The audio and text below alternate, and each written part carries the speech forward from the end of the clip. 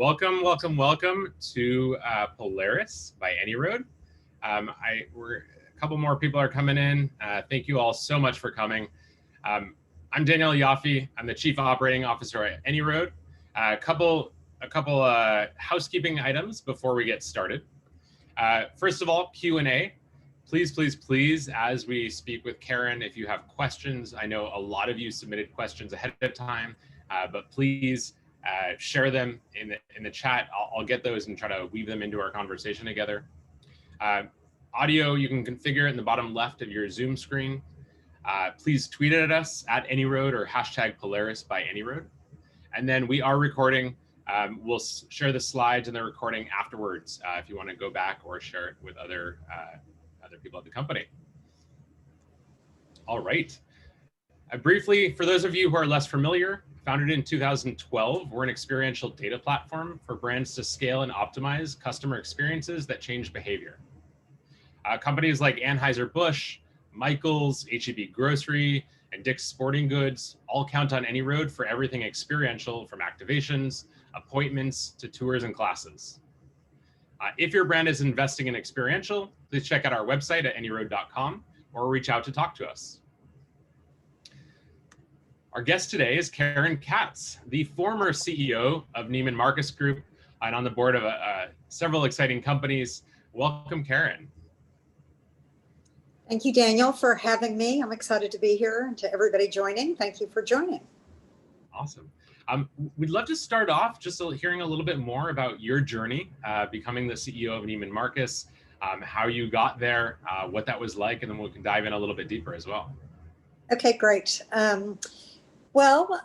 I spent 33 years at Neiman Marcus in many different areas of the company, honing my product management and leadership skills. I would never recommend today for anybody to spend that many years at one company. It worked for me, but if I were to redo that part of my life, I would not spend 33 years in one place. But it was really, an incredible 33 years, and obviously it led me to the highest level possible in the company. I retired 3 years ago, and I'm splitting my time now between public company boards, as you said, Humana, Under Armour, and Casper Sleep, and I'm advising a number of entrepreneurial consumer companies, and then I'm doing a lot of philanthropic work as the chair of the board of the Perot Museum of Nature and Science in Dallas, Texas, where I live. Awesome. I'm sorry, go ahead. No, I was going to say a lot of really interesting experiences that are probably very relevant to our conversation today. So I thought that I would just give a little bit of detail about some of the time I spent at Neiman Marcus and how it might tie into the conversation that we're going to have over the next 30 to 40 minutes. One of the things that I was really fortunate to be able to do is I was the leader, the CEO of what we called Neiman Marcus Direct when we launched NeimanMarcus.com in 1999. So we were the first department store, the first luxury store, and we launched our e-commerce business just a few years after Amazon and eBay. So we were really, really early. And I think that it was very, very challenging, but also very exciting to be on the forefront of what has become this digital revolution that we've all been living through over the last 20 years, for sure. It's huge. Obviously, the last 10 months have accelerated that in a big way. I'm curious, when you went through that digital transformation at Neiman, how did you keep your customers engaged, right? Obviously, the physical store and then the digital e-commerce, sometimes technology can lead to less engagement. I'm curious how you kept your core engaged. Yeah, it's such an interesting question. When we launched in '99, we had to spend an enormous amount of time educating our customers and the brands and the designers that we did business with at Neiman Marcus, and trying to bring the customer along. They understood the catalog business. We had been at Neiman Marcus in the catalog business for many, many decades. And so we tried to get them to explore e-commerce because it was really an extension of a big catalog business we had. But the key question that was so challenging at the time and for many, many years was how to integrate what were the pillars of this brand, Neiman Marcus, into an online experience. And so when Neiman Marcus was founded in 1907, the company was founded on customer service, building relationships with customers, and then finding unique and interesting product, on a worldwide basis. So taking those pillars and trying to figure out how we were going to express specifically customer service and the building of relationships with customers online was a huge challenge. It just was not easy to execute. Of course, over the years, we learned more, we got better educated about the consumer, how she wanted to shop, but it was a very, very, very difficult challenge to start. It's interesting. Do you create experiences in store to really engage with people when they did choose to shop in store as opposed to online? Yeah, that was always part of what Neiman Marcus did. I mean, early in the 1940s and 1950s, Neiman Marcus was known for women having lunch, and there were fashion shows going on during lunch, and so it was kind of all part of the core of what drove Neiman Marcus and building these relationships with our customers, and that continues. I mean, it's part of everything that is Neiman Marcus and has been for the 100 and however many years the business has been in existence. I think what we realized when we went online was the customers wanted options. There were times she wanted to come to the store, and part of it was because she had a relationship with a selling associate. Part of it was she was having experiences in the stores, whether it was an event, a fashion show, meeting a designer, educational opportunities in terms of fashion. And there were times she wanted to shop online. And I think as a retailer that was so focused on the customer, it was an imperative that we figure out how to make the channels, the way she wanted to shop, when she wanted to shop, as seamless as absolutely possible. And that was really where, kind of the gold was in trying to figure that out. That's cool. It sounds like Neiman was on the forefront of creating these customer experiences in store. It's obviously a hot topic now. We'll get into it, but I'm curious, even back then when you were there, you were doing these events, meeting designers. What was the impact of those experiences, or how did you think about measuring those and how those related to the customer lifetime value or the perception of the brand?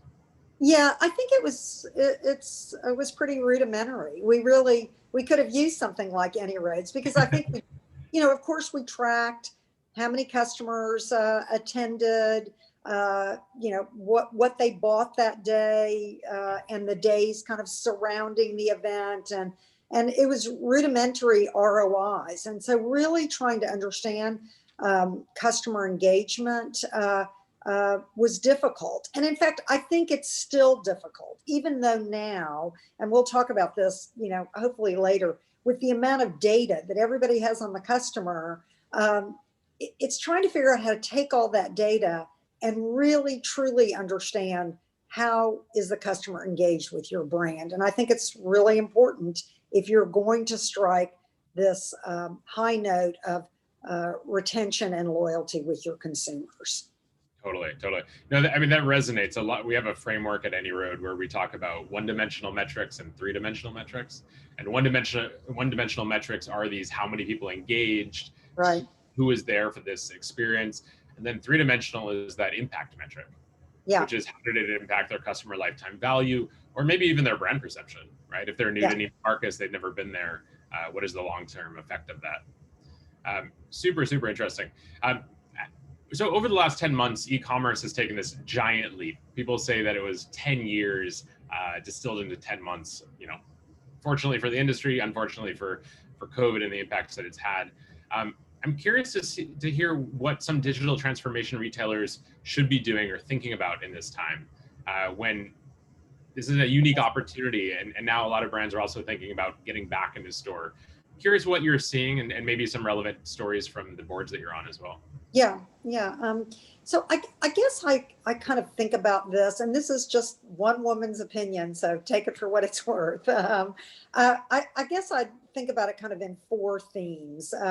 The first theme being that digital is the door to the store. When we started, in the e-commerce business at Neiman's many years ago, we would say that the e-commerce business was the window to the store. Now, I really believe it's the door to the store. I think stores are now an extension of digital as opposed to the other way around. And it's not just the fact that many digital businesses are a much larger percent of a total company than the stores are.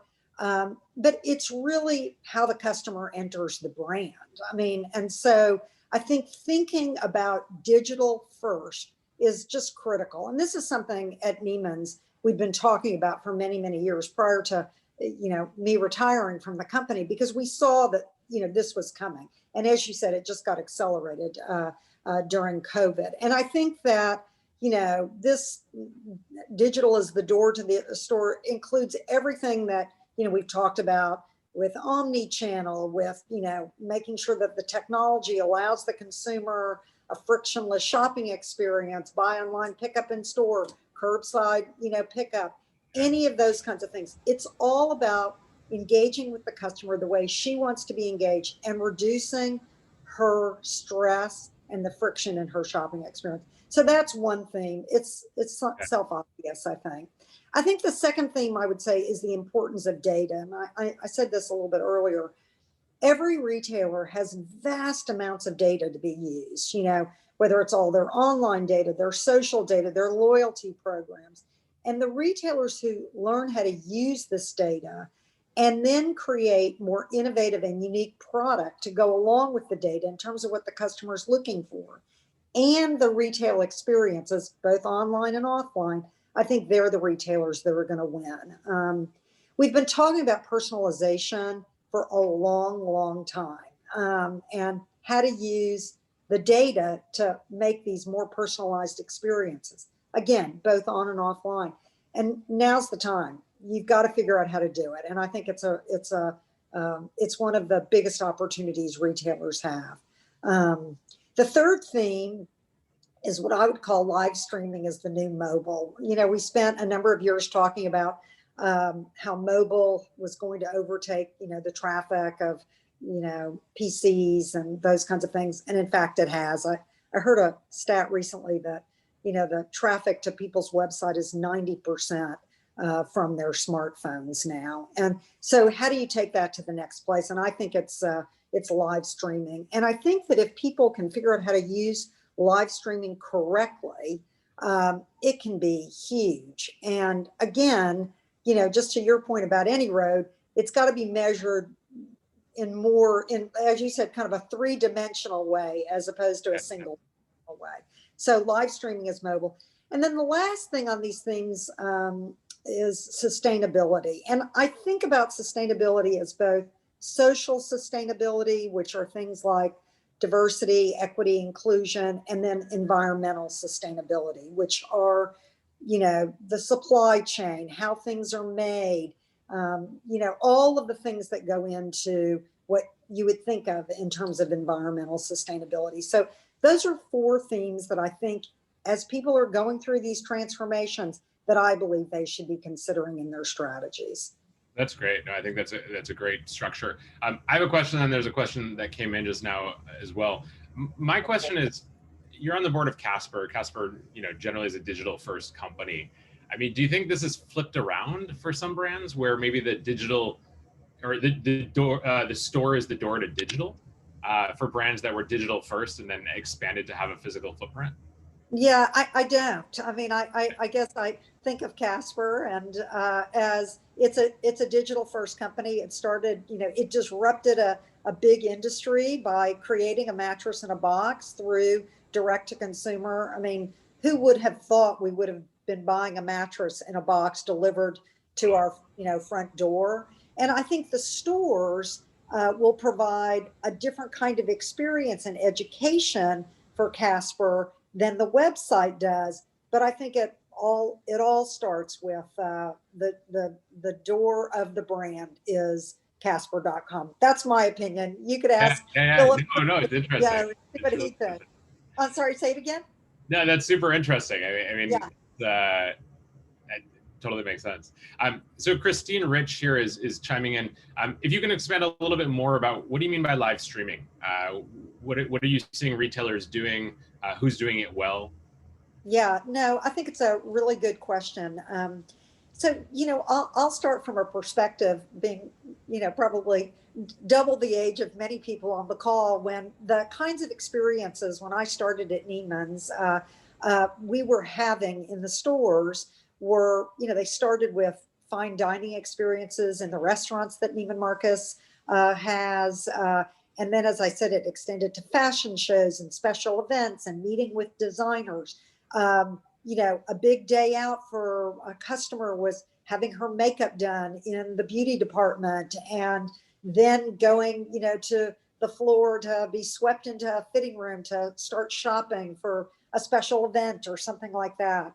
And I think that although you can't replicate all of those things online, you can do a lot of it. And I think the things that are most intriguing to me are, although I guess we've all done Zooms, dining in, if you will, with friends and family. I do think for retailers, thinking about the kinds of in-store experiences that you once did or that you have aspirations to do, think about how you can do it live streaming with your customers. So, I know many companies in the beauty space are doing wonderful events online with famous makeup artists doing, makeup and doing makeup tips by live streaming. I think obviously fashion shows are live streaming. People are doing all kinds of, on Instagram, I get my notices all the time from the companies and people that I follow that they're having a chat with this person or that person live. And all of those things make for really interesting, time spent. And by the way, I don't have to get dressed anymore to do that. I can do it in my fancy, my cozy sweater. So I think it goes all across the board. I also include in live streaming this idea, and this was something we adopted very early at Neiman Marcus, is the need for text messaging, live video, one-on-one with a customer and the sales associate that they were engaged with in a relationship. And that's what we all engage with every single day, whether it's FaceTiming with family, whether it's speaking with, somebody at a store via text, whatever. I mean, we were very early on in doing that at Neiman Marcus, but I think that has moved front and center in terms of retailers because less and less customers today want to go into a store. So they want to try to replicate some of that experience. And I think that there are a lot of ways you can do that as a retailer. Yeah, no, that's great. We're seeing a lot of that too, is not just one-to-many streaming, but also one-to-one. And we've Absolutely. got our virtual platform, so AnyRoad at Home, that a lot of our clients, HEB, Michaels, are using for these one-to-one or one-to-many experiences. That also reminds me actually of telehealth, which you know a bit about as well because you're on the board of Humana. Right. I'm curious to hear how Humana's, adapting during COVID and also thinking about experiences moving forward. Yeah, well, a little off from retail, but also interesting. Yeah, no. Well, for all healthcare companies, it was a huge pivot to telehealth. And I'll put in a little plug. My son has a mental health care business that was all live, in-person mental health care called Two Chairs. He had to go all teletherapy. And those kinds of changes were difficult for everybody. And Humana is an insurance, is a payer in the experiences, but getting their members to feel comfortable talking to their doctors the way you and I are having this conversation was not easy. I think many people have embraced it now for sure, but I think that there's definitely room to grow. And I think that especially for an aging, somewhat sicker population as you age into, your late aging, telehealth is actually an amazing alternative. And so it's been really interesting. And I think that all the insurance companies, whether it's Humana or United, everybody's trying to figure out how to make sure that their members are still getting the care that they expect and need, but also doing it in a very safe way. Super interesting. I'm curious. So you talked about these 4 pillars. I'm curious, when you think of companies or brands that have crafted these experiences, who's doing this well? Who's doing these 4 pillars incredibly well? And then maybe also, if you don't mind, who's doing it really poorly, or where are like the worst experiences that you feel like are Okay, I'm going to start with my worst experiences. Okay. I'm not going to name retailers. Okay. I'll promote the ones that I love, but I'm not, because that's not fair to them. But I kind of, in thinking about this, I thought about the large retailer who is disappointing me, and a tiny little, kind of one brand that disappointed me, and then the same for who did it great. The people, I mean, the large retailer who disappointed me, it's a place that I would go often because they have pharmacies. I was, getting a prescription. I was getting my flu shot, whatever it was. They were always out of stock on things. And I don't mean the stuff that everybody was out of stock on: toilet paper, paper towels, all of that. On other stuff, toothpaste, things that no one else was out of stock on. And the store was a mess. There was just stuff stacked up every place, and there was no one to help you. I'm a self-checkout kind of woman, so I don't need anybody to check me out, but the place was a mess. And what ended up happening is I changed my pharmacy because I didn't want to go there anymore, because I had abandoned my shopping cart, physically abandoned my shopping cart many times. And I just stopped, and they lost my business. Small business that disappointed me was somebody who had amazing product, a men's product that I was buying for gifts for the holiday. And I needed to return one thing. And it was a complete and total disaster. They had no information on how to do the return. They had an email us. They finally returned my email a week ago. 2 months later, I made 4 phone calls before I got $100 credit. So that's the kind of place I'll never go back to, no matter how good the product is. I'll never go back to them. On the good side, large retailer, I've always been a huge fan of Target, and obviously they killed it during COVID, but they're always in stock. The stores are clean. The team members are there to help you. I mean, and the way they've organized the website, their loyalty program, it's all super simple to use. And I'm not a big loyalty person, but I have to say they've killed it. And the small company that I don't know how much stuff I have bought from them over COVID is Bombas. And, they have a social giving program. They give socks to homeless. I think I counted at some point, I had given 100 pairs of socks for gifts. The product is great. They ship when they say they're going to. If I have an issue, they're there to help me. And to me, that is what the customer expects. That's just bottom line what you have to do for consumers these days. Super interesting. When it comes to experiential retail and the shift to integrated experiences, so it's not just the purchase, but it's experiences that you talked about in the early days of Neiman, which I believe they're still doing. One thing that we've seen is a lot of times the investment has to come from the top. It has to come from the C-suite, because it is a strategic decision. It is a shift in how we think about retail. I'm curious how you approach that as the CEO of Neiman, and how maybe if there's attendees on the call, they're convinced they know that they need to step into experiential retail. How do you talk to this with the C-suite? Yeah, I think it's such an important question. And, I really believe so many decisions in large companies are made, because they have ROIs attached to them, which is all very important. I'm not discounting all of it. Yeah. And so trying to understand how you can properly test and measure experiences, consumer experiences, is really important. And as you said, certainly in AnyRoad's case, you've taken it from a single dimension way to look at, judging engagement, for the customer, to a multi-dimension. And I think that's really, really important, is trying to figure out, if I'm going to start testing consumer experiences, if I'm a large fleet of stores, and I really need to start thinking about when customers start returning, and I want to introduce a whole suite potentially of experiences for them to be able to choose from.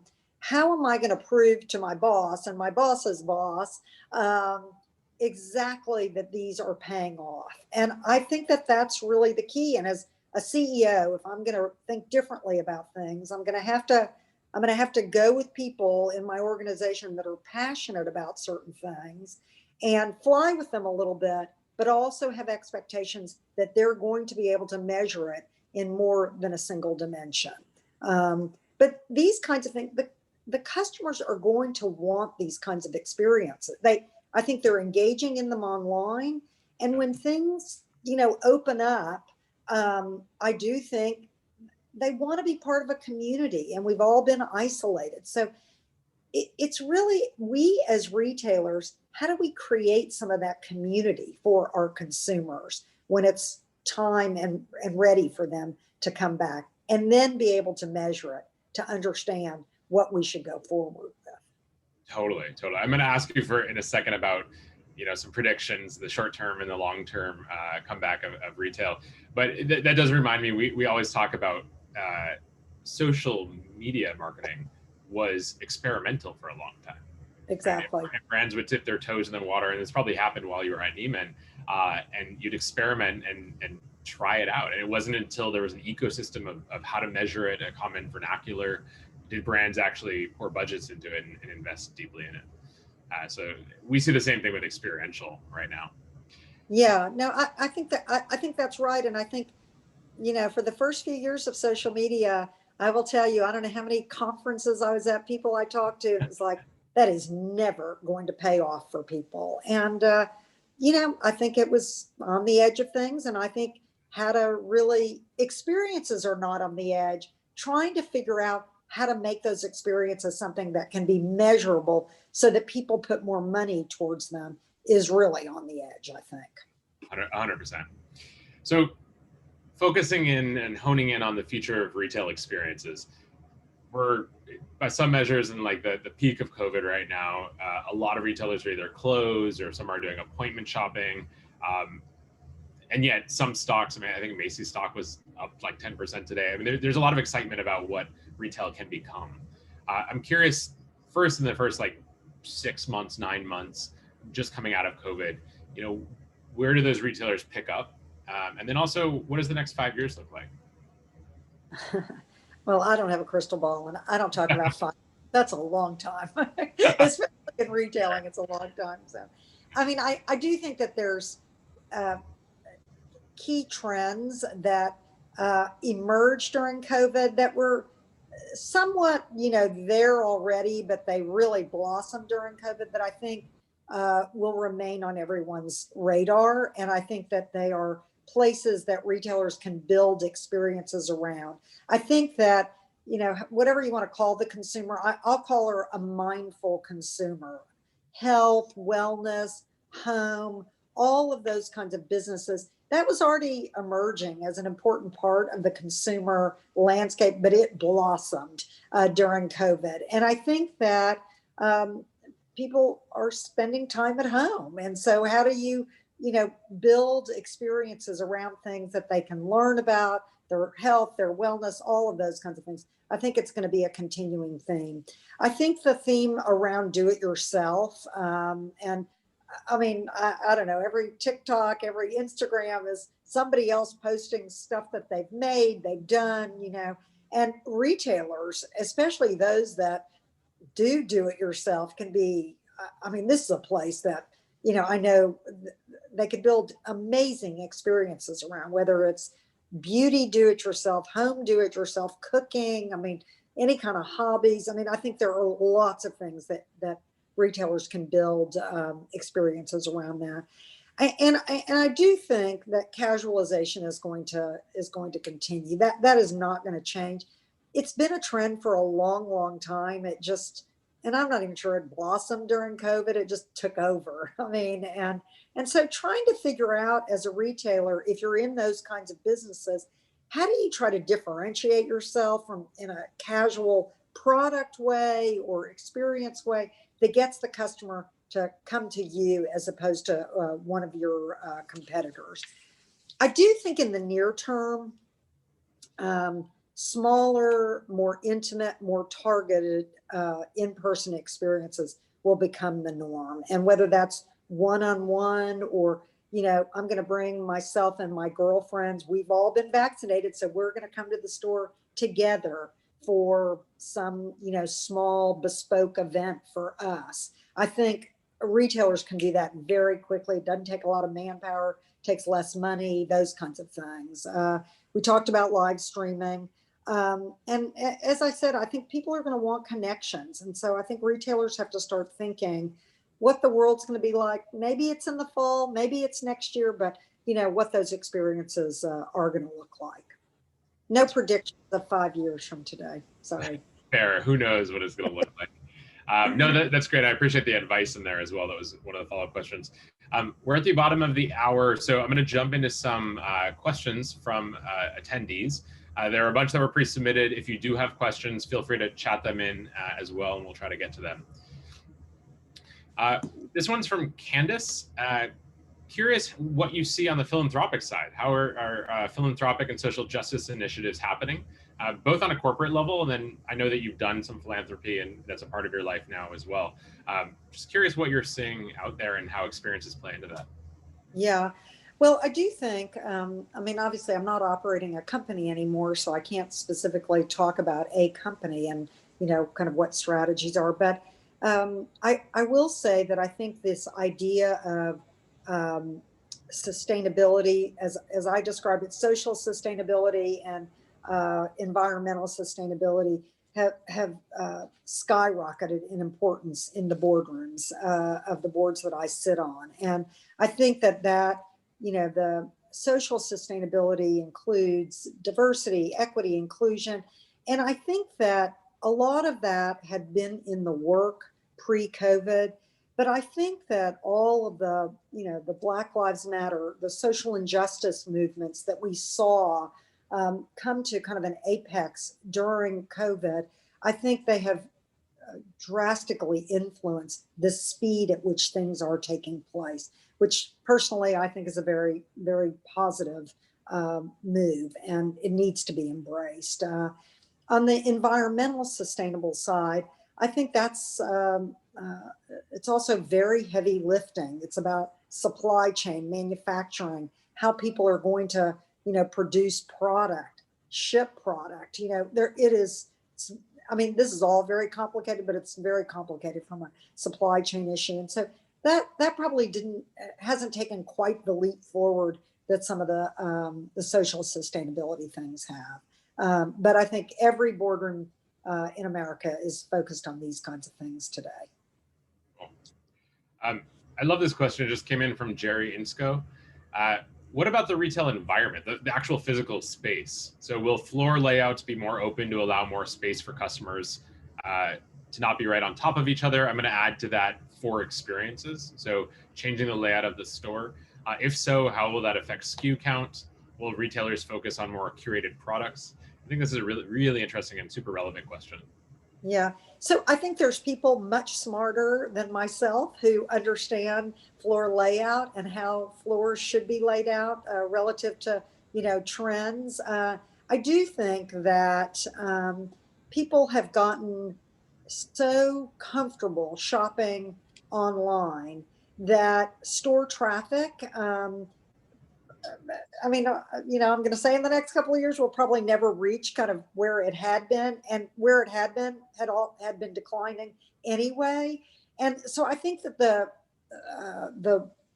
retailers themselves will probably think about their space differently. I mean, we have many large department stores around the country. They just don't need all that space. And I think in many cases, the retail space will be used for, the editing of products, so it looks more special, it feels more special. I think stores are going to be hubs for shipping product out, whether it's buy online, pick up in store, being hubs for shipping out online orders, those kinds of things. So I think there is already shifts taking place. There's going to be less stores. I don't know, there was some huge number of stores that closed during COVID. So I do think people are going to think about that differently. And I think that the experiences that people want, I think when they come into the store, they're going to want room to have that kind of experience. And so I think retailers are going to, that'll be one of a number of things on their list of things that they want to try to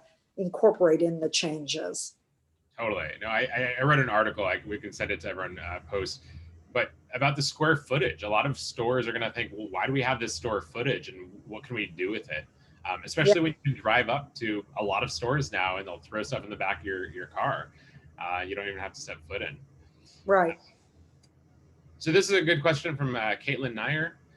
For retailers with a large fleet of stores, how do you suggest rolling out new experiences, especially when allocating budget is a challenge in the pandemic? Yeah, I mean, I think in a large organization, it's always a fight for the marketing dollars. And so, in my perspective, having been a CEO and trying to, help the team think about how we're going to spend marketing dollars, I think it's trying to test something in X number of stores in terms of, let's just say, some sort of experience, whether it's a class, how to do it yourself, beauty maker, whatever it is.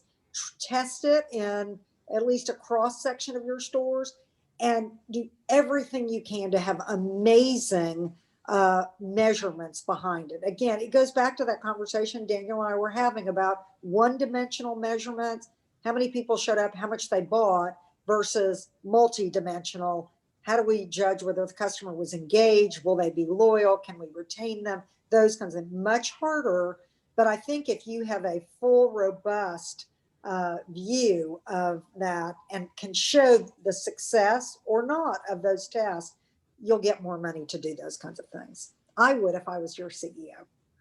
I think a lot of this, and the key word here, well, shouldn't actually say it, but is testing, right? Is testing. Yeah.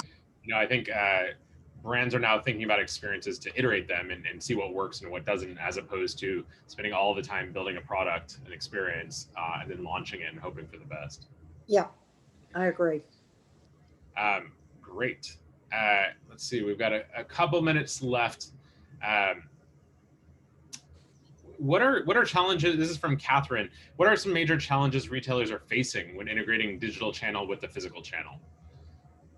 This might be come from your board seat on a couple different companies. Or yeah, I think that I think that if they haven't integrated yet, then they're really behind. But I mean, I do think that the integration of whether it's inventory, warehouses being able to talk to stores because customers, want to pick up in store their online purchase or they want curbside pickup. All of the things that go into truly being an omni-channel retailer so that it is seamless. Inventory systems, where inventory is kept. Is it kept in a warehouse or is it kept in the stores? I think there are, it's a waterfall of massive proportions to, kind of peel back the onion on this. And I will say it was probably one of the hardest things that we had to do at Neiman Marcus when I was there a number of years ago to really define what omni-channel was going to be about and really what mattered to the customer. Because at the end of the day, for me and certainly for Neiman Marcus, it was always about the customer being at the center of everything we do. So really thinking about every action in terms of what does the customer want to see? What should her experience be like? If you don't ask that question about the customer first, then you just get lost in all the other stuff, in my opinion. Yeah, that relates to this question from Patty, who it looks like used to work for you back at Neiman. You taught us all who happily worked for you about the 4 Ps: people, product, placement, and promotion. So her question is, what do you think about these now? I'll tweak that to say, how have these changed? How have these priorities changed? Okay. Oh, Patty, you're challenging my old mind now. I still think product is really important. I didn't get to spend too much time, but I think unique, interesting product, differentiating product is so important to the consumer and the retailer. I think that continues to be important. The second P was promotion. Now, a lot of people would interpret promotion as like what you put on sale, what you don't.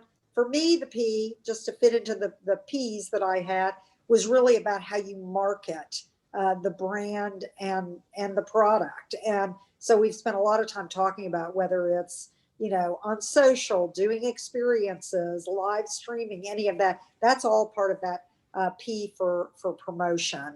What were the other 2 P's? Placement and people. Yeah. Well, people it's all about a great team. And I was extraordinarily lucky to have a great team when I was at Neiman Marcus. I can't remember what placement was, so sorry. No, it seems like obviously things have changed as retail has changed. Yeah, absolutely. We've got 1 more minute. So if you were to be a consultant for CEOs of national or international retailers, I want to end with, what would your advice be as they're thinking about the future of retail? What is it that they need to know? I mean, we've got the 4 pillars that I think is incredibly helpful. But what would be your parting words of wisdom for those looking at the next step of retail across the globe? Yeah, well, I mean, number 1, I've talked about this. The customer has to be at the center of everything they do. Don't just talk about it, mean it. And I think that the consumer expects it. And if you're not doing it, then you're going to fail. There's just no question in my mind. Use data. We talked about this. Every company has a lot of data. How are you going to differentiate yourself as a retailer in terms of data? You have to have great, unique, interesting product. And then I think the final thing is, and we haven't really talked about this, but every great leader knows you have to communicate to your customers, your teams, your stakeholders about all of your key strategies. And I think the consumers are so much more engaged in the brands and retailers they want to shop with now more than ever before. And it holds the retailer to a much higher standard. And I think it's really important that communication is there directly with the consumer. Absolutely. Karen, thank you so much for joining us today. Thank you to everyone who participated and joined. Really appreciate it. Everyone have a wonderful rest of your week. Thank you so much for joining. Thank you, Daniel. Thank you, Dan. Take care.